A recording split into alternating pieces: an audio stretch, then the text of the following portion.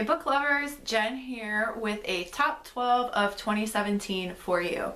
So not all the books I read in 2017 were new books. Some of them have been out for a while. So this is kind of in random order, so let's just get started. Okay, this is the first book that I happen to have read in 2017. It's also my favorite read, or one of my favorite reads. It's in the top 2. I just don't know if it's number 1 or not. 2017, which is The Night Circus by Erin, Morgenstern, and it's about magic and love, and it's just really beautiful storytelling, and I cannot wait for her to come out with the second book. This came out in I think like 2012, and we're still waiting on another book from this author, so she's very talented, and I look forward to the next book by her. The other book that is battling for the top spot for me is A Million Junes by Emily Henry. This is Emily's second book. Her first book is The Love That Split the World. She writes in the genre of magical realism, and this is a star-crossed lovers kind of story. And her writing is just captivating, and she has great characterization. So if you're a fan of like the Raven cycle, I think that you should take a chance on A Million Junes, because I think that you would enjoy it. Another book, number 3, that I enjoyed is, I was a little late to the party with the Shatter Me series. Ignite Me was actually my favorite book from the series, but I just chose to feature Shatter Me since it's the first book. Restore Me comes out at the beginning of March, and I cannot wait, and I just have to say that Warner needs to like stay alive throughout the next 3 new books that are coming out, because I just don't think my heart can handle anything else. So Shatter Me is one of my top reads of 2017. Another discovery for me in 2017 was Holly Black, and I quickly became obsessed with her writing. This is The Darkest Part of the Forest, which is the first book I read of hers. I also really enjoyed The Coldest Girl in Cold Town. I picked up the Tithe trilogy but haven't read it yet. And I just finished the anthology My True Love Gave to Me, and Holly had a story in that as well, and she has yet to disappoint. So she is like urban fantasy and dark magical realism. I'd even say that The Coldest Girl in Cold Town is like light horror. It would definitely be like a horror flick if it was made to movie. So if you like things a little bit darker in your fantasy, you should definitely check out Holly Black. Another new author that I discovered is Brittany Cavallaro, and this is the first book in the Charlotte Holmes series, A Study in Charlotte. While the second book, The Last of August, was a little bit disappointing in comparison to this book, which I think I gave 5 stars. I really am looking forward to reading the third book, which I can't remember when it comes out, but I think it comes out in spring or summer. So if you're looking for a twist that's YA on the Holmes and Watson duo, then you should check out A Study in Charlotte. Another book that I enjoyed was from one of my favorite authors, Maggie Speight. This is All the Crooked Saints. This is a cross between like a tall tale and magical realism. So if you've read Big Fish or seen the movie, it really reminded me of that for some reason. And it has lots of magic in it, kind of typical of, say, the Raven cycle. But again, it's beautifully written, and it's a standalone, and Maggie never disappoints. So I really enjoyed reading this one as well. If you're looking for reviews for these, I have full-length reviews on this channel, so just check out the playlist that's like called YA Book Reviews, and you can see longer reviews and my thoughts pretty much right after reading these. I usually film within a couple days.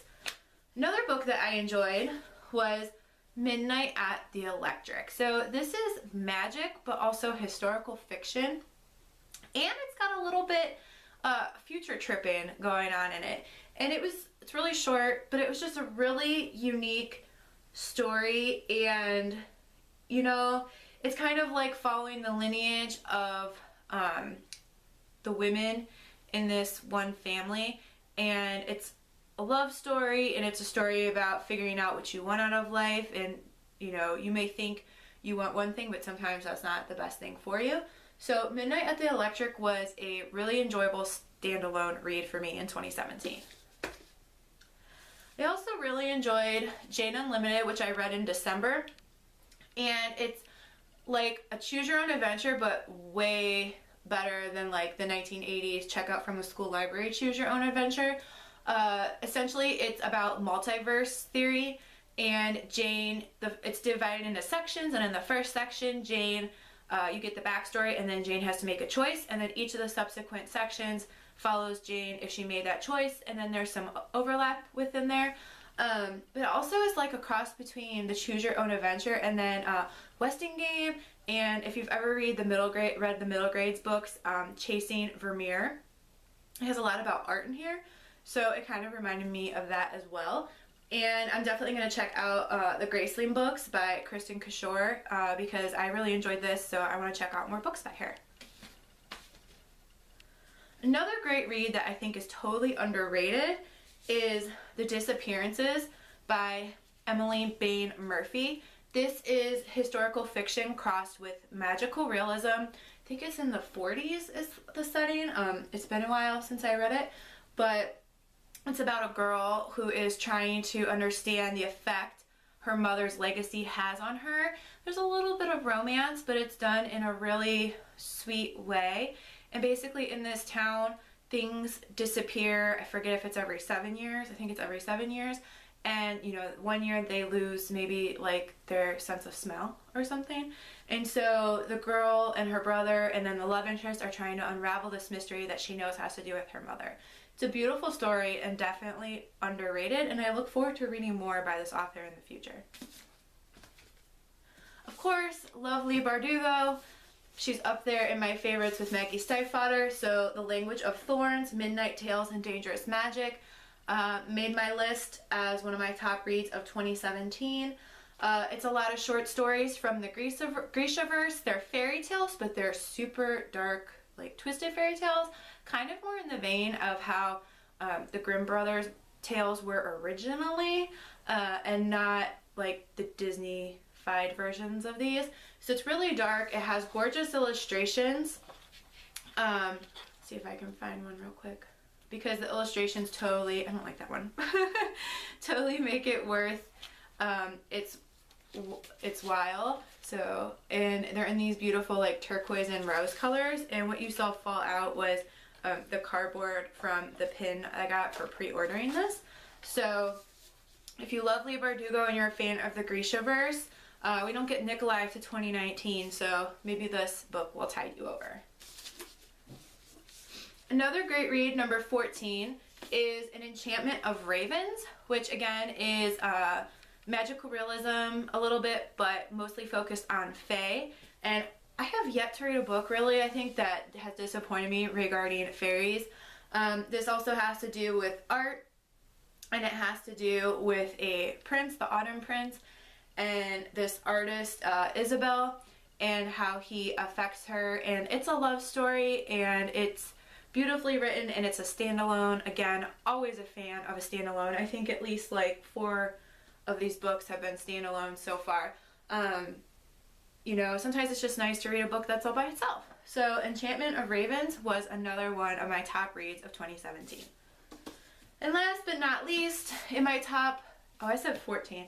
I meant like 12, I guess, or 11, because this is my 12th one. And I don't know why, in my head I was originally going to do a 15 book video, but I decided 12 because I was doing something for a Bookstagram photo. Anyways, I also really enjoyed Daughter of the Burning City by Amanda Foody. Totally going to check out her new series. The first book is called Ace of Shades. This is a great book. Again, magical realism. It's my favorite genre. It's a little bit dark. It's beautiful storytelling. There's love involved, which I love love story, but a lot of these books, the love stories take a backseat to the actual plot. And I think that's my preferred methodology when it comes to romance and YA. So if you're looking for something a little dark and there's a little bit of mystery involved, and essentially this girl is part of Gomorrah, which is the original Gomorrah, which is like a traveling circus, kind of like the freak show variety. And There's a little bit about like religious stuff, but it's supposed to be like made up religion, but I still think it's a statement on like actual religion. And this girl can create people from her imagination, and her illusions get murdered one by one, so you're kind of trying to figure out who's doing this. It was actually kind of easy to figure out, but it didn't detract from the story, and it was a really unique read. Some of the other books I enjoyed, I was a little late to the party reading the Fantastic Beasts screenplay and reading Cursed Child. I know I'm in the minority, but I was a huge fan of Cursed Child. I loved the new characters. I loved the way that my favorite characters grew up and were portrayed. I thought it was realistic, and I really hope that the Golden Trio sign on to do a movie version of this. I also enjoyed a couple graphic novels this year. I don't own a copy of Ghostopolis, but I really enjoyed that, and I really enjoyed Nimona. And I look forward to checking out the Lumberjanes, but I know there's a lot of books in that graphic novel series, but I think it would be fun to check those out as well. And I think that's pretty much it. So these were my top reads of 2017. If you want to see reviews for them, you can check out my channel. Like I said, it's on the playlist that is titled YA Book Reviews. And I think I'm getting a cold, which is why I'm breathy. I actually had to stop the video earlier because I had a coughing fit. And it's right before Christmas. It's Christmas Eve that I'm recording this, so I really hope that I don't get sick, because who wants to be sick on Christmas? Nobody wants to be sick on Christmas.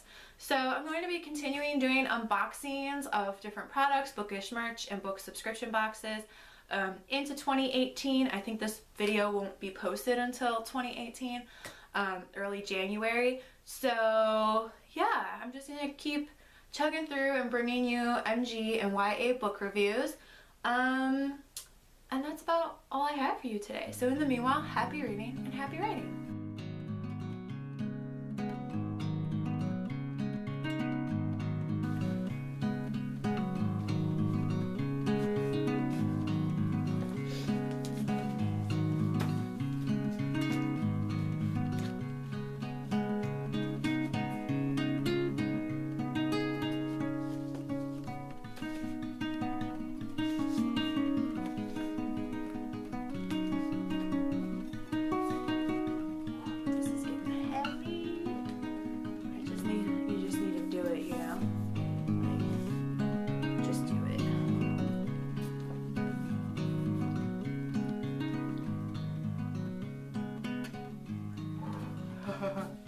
That was so heavy.